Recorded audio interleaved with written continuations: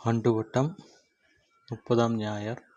ലൂക്ക എഴുതിയ വിശുദ്ധ സുവിശേഷം 18-ാം അധ്യായം 9 മുതൽ 14 വരെയുള്ള തിരുവചനങ്ങളാണ് നാം വിചിന്തനം ചെയ്യുന്നത്.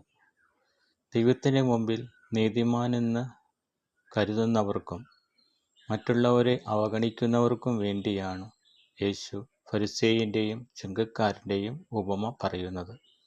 ഫരിസേയനും ചുങ്കക്കാരനും ദേവാലയത്തിൽ പ്രാർത്ഥിക്കാനായി പോകുന്നു.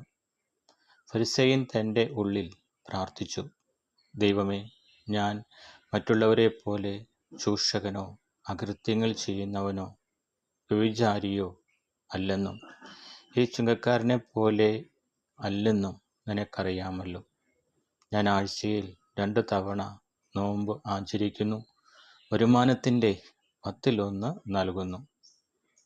എന്നാൽ ചുങ്കക്കാരൻ ദൂരെ ഇരുന്ന് ദൈവത്തിൻ്റെ മുഖത്ത് നോക്കുവാൻ പോലും ധൈര്യപ്പെടാതെ തൻ്റെ നെഞ്ചിൽ അടിച്ചു പറയുന്നു, ദൈവമേ, പാപിയായ എന്നിൽ കൃപ തോന്നണമേ. യേശു പറഞ്ഞു, ഞാൻ നിങ്ങളോട് പറയുന്നു, ചുങ്കക്കാരൻ ദൈവസന്നിധിയിൽ നീതിമാനായി വീട്ടിലേക്ക് മടങ്ങുന്നു. കാരണം സ്വയം ഉയർത്തുന്നവൻ താഴ്ത്തപ്പെടും, താഴ്ത്തപ്പെടുന്നവൻ ഉയർത്തപ്പെടും. ഫരിസേയൻ്റെ ഹൃദയം അഹങ്കാരത്താൽ നിറഞ്ഞതായിരുന്നു.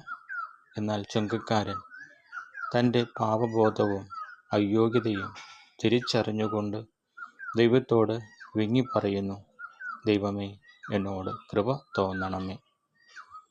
ദൈവം നമ്മുടെ വിനയം കാണുന്നവനാണ്.